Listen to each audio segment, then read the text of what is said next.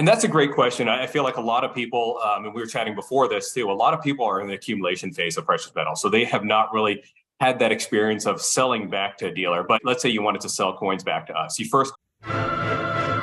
Previously on Silver Heist. To see more, please subscribe. This is Silver Heist, and I am joined today by Patrick Yip. He is the Director of Business Development at APMEX. So thanks for joining the show today, Patrick. Yeah, great. Thanks for having me on. So what can you tell us about what kind of gold and silver do you like to buy, and what kind of coin do you have that you hold that's not for sale? Okay. So I personally, on the gold side, I like gold maple leafs and gold eagles are by far my most popular products and my favorite. On the silver side, I like silver eagles and 100-ounce silver bars. One thing, just to clarify too, I actually spoke at the Rural Symposium conference a couple of weeks ago, and my speech was about educating customers about the precious metals market and retail trends. But on the gold side, basically, like I would recommend if you are buying gold coins, you want to buy your eagles, your maples, your buffaloes, and your Krugerrands. Those are by far the top. I'm looking at our sales, year-to-date sales. 48% of our 1-ounce gold coin sales were eagles, 17% were gold maple leafs, 14% were gold buffaloes, and 7% were gold Krugerrands. So make sure you're getting the top ones. Those are going to have more liquidity.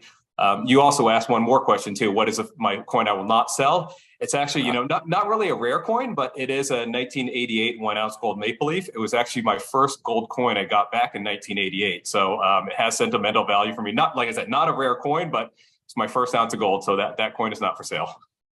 I have a silver peace dollar from my grandmother, which was my first coin ever at like age 6. So that one's not for sale. Yeah, exactly. I know how you feel. APMEX is one of the largest online bullion dealers. Just to speak to the credibility of APMEX, what can you tell us about the relationships you have with other mints around the world? Yeah, so we have over 50 direct relationships with mints around the world. We're also one of a handful of dealers that actually purchase directly from the U.S. Mint. So, even if you had the capital you wanted to purchase, there's a whole bunch of criteria you need to pass to be an authorized purchaser. And one of them is the U.S. Mint needs to define you as a market maker. So you need to have the ability to sell this. You need to be able to have the ability to buy it. You need to create that two-way market.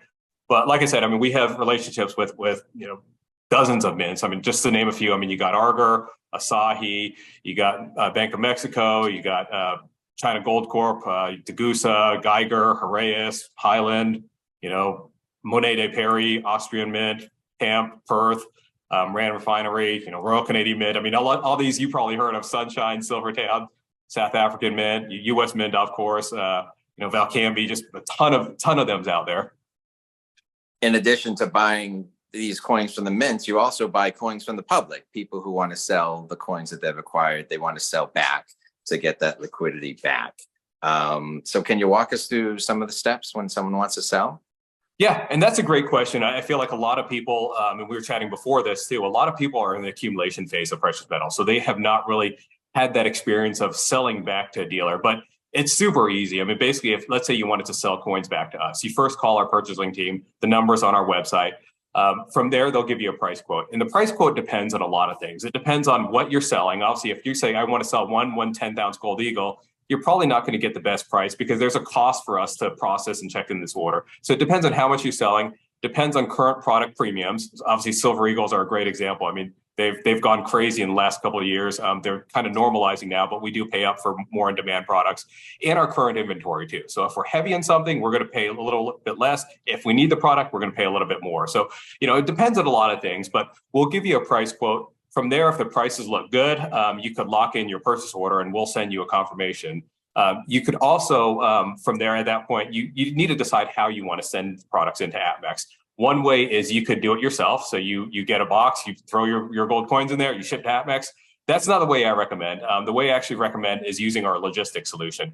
So we ship north of 900,000 orders a year. So, massive amount of packages going out of our facility. So you can imagine with that many orders, we have a lot of negotiated rates with UPS and USPS and so on like that. So what we do is we could give you a 2-day label or an overnight label. We'll send that to you at our cost. So these are not the retail UPS costs. These are our way discounted costs. It's fully insured. So you could say, okay, I got my UPS label. If this happens to get lost, I'm covered. Instead of shipping it on your own, where you're shipping, let's say you're shipping $10,000 of gold, and you're stressed for the next week until it arrives, right? So this is, I think, our logistics solution is clearly, in my opinion, a better way to do it. When your products arrive, they actually hit our receiving dock, and from there we have hundreds of cameras throughout our facility. We are actually in the former Federal Reserve Bank in Oklahoma City, but we have cameras looking at every single thing. So your package is going to be filmed as soon as it hits the receiving dock, all the way till when it hits the receiving vault. And from your receiving vault, one of our personnel is going to open your package under camera. They're going to count your product, authenticate it too. So they're going to look at it. Does it look right? I mean, we have seasoned numismatists that could easily tell if a product is good or not.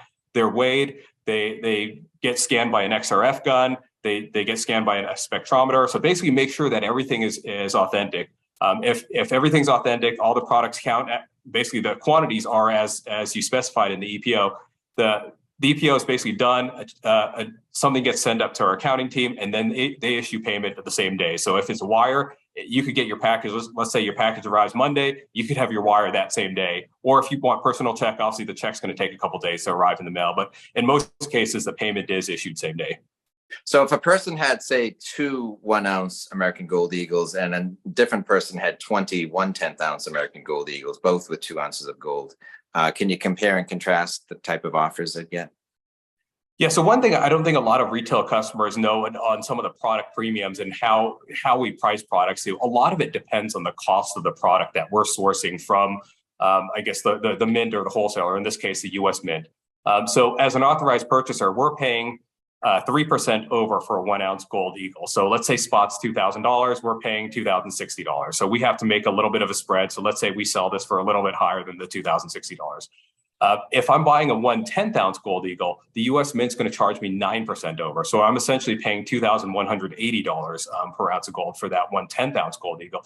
And obviously, but my price that I need to charge a retail customer is going to be much higher than the 1-ounce gold coin. So if you were a customer, if you had 2 customers, like you mentioned, one selling 2 1-ounce and the other selling 20 10th-ounce, it's likely that the person selling the 20 1/10-ounce gold coins is going to get a better offer. But it's important to note, obviously, this guy paid more to buy it, so he'll probably get a little bit more in selling it.